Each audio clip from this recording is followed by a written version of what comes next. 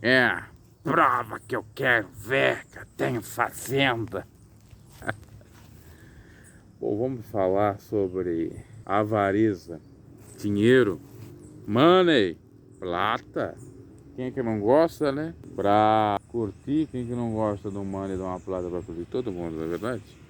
Então vamos falar acerca do mesmo, do dinheiro. Bom, com dinheiro você faz muitas coisas boas. No entanto, todavia, também faz muitas coisas más. Claro, isso vai depender de cada cabeça, com a sua sentença, cada pessoa. Uns sabem muito bem fazer algo com algum dinheiro, outros não sabem.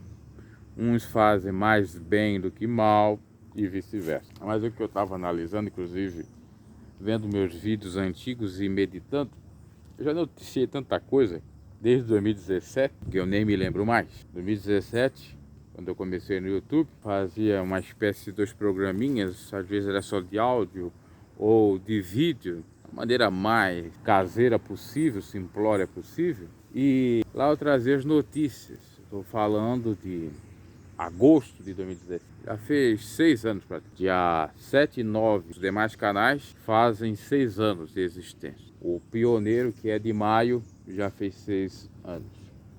Então, lá eu noticiava coisas do tipo compra de sentença.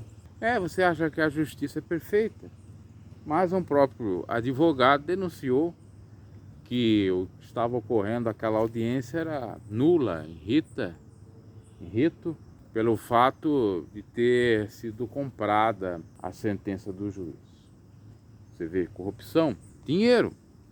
Um pobre não tem como comprar sentença, é o rico que compra. Compra para se ver livre da cadeia, para não pagar às vezes uma pensão alimentícia, às vezes para não dar o direito que outra entende, indenização, e por aí vai.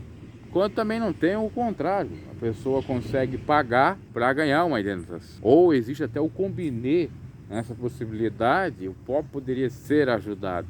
Digamos que ele não tem direito, ele litigue, seja a causa que for, e prometa, fazendo um conluio, um acordo com o juiz ou magistrado, e prometa uma certa quantia do valor que ele vai ganhar. Então você vê a corrupção. Isso geralmente acontece, ou já aconteceu, talvez agora não aconteça com tanta frequência, na Justiça Federal com as aposentadorias. Existia vários esquemas nesse sentido, envolvendo não só os juízes, mas como assessores de juízes, vários operadores do direito, que advogados também, faziam ali o esquema.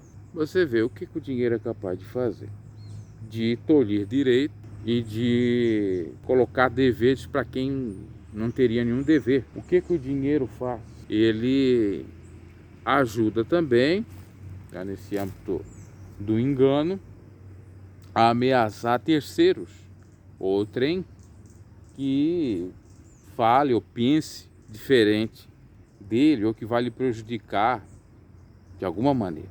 E o pior de tudo, você acha que eu estou falando de gente ímpia, de empresário? Em muitos casos, inclusive eu acabei sabendo por conta do Tenório, desses casos, é porque ele fez o livro Direito das Igrejas, é um dos pioneiros a criar o curso de Direito das Igrejas, e lá ficou evidenciado que os próprios líderes religiosos pagam suborno para vencer na justiça, para não serem presos.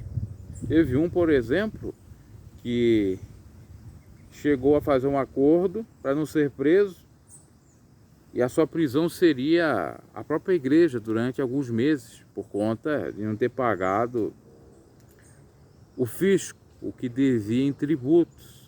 Quando não se trabalha de acordo com o que se preceptua a Constituição com relação à igreja, tem que pagar tributos. Tudo bem.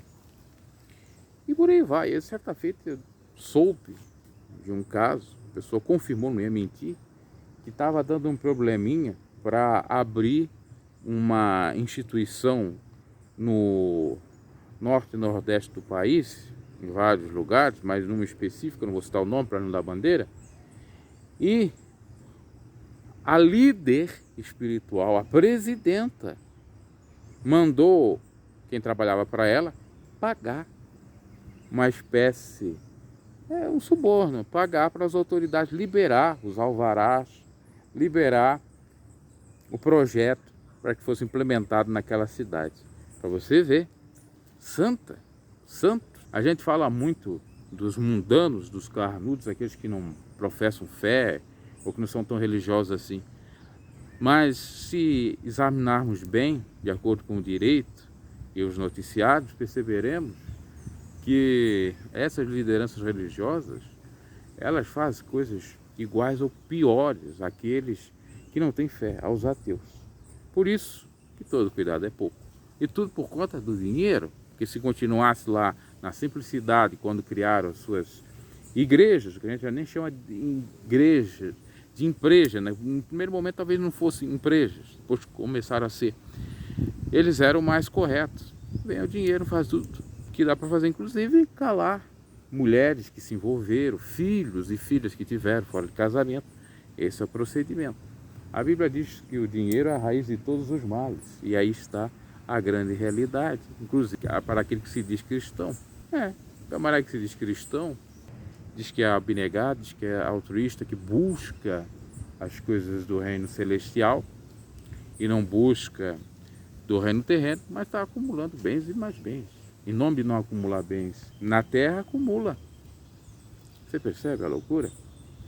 E ameaça, e processa. Então, muitas pessoas irão perder a salvação por conta do maledito dinheiro. E na realidade é o amor excessivo ao dinheiro, a avareza. Ter dinheiro não é pecado. Ser sábio com o dinheiro que você tem, aplicar onde deve ser aplicado, ajudar pessoas, fazer o bem com o dinheiro que você tem adquirido do seu trabalho honesto, não tem nenhum problema.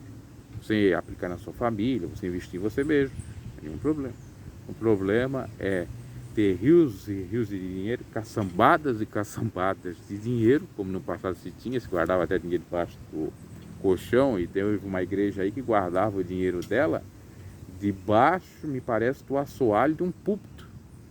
Tinha uma espécie de cofre abaixo do púlpito, uma coisa assim. E teve uma santa autoridade que, ao fazer um determinado trabalho para essa liderança, acabou ganhando desse dinheiro em espécie advindo desse lugar. Então você pensa que o púlpito é santo, debaixo do púlpito tem dinheiro. Não é talvez um culto ao Deus Mamon? Para pensar. O amor ao dinheiro dos líderes religiosos faz eles se perder na terra, perder até suas almas também no âmbito espiritual. Por isso que todo cuidado é pouco com relação ao julgar pela aparência. Aquele empresário pô de rico, bobear, roubou a beça, sonegou impostos, é um empresário sem vergonha, tal. E os empresários de igreja? E os empresários, do termo empresa, será que não sonegam impostos?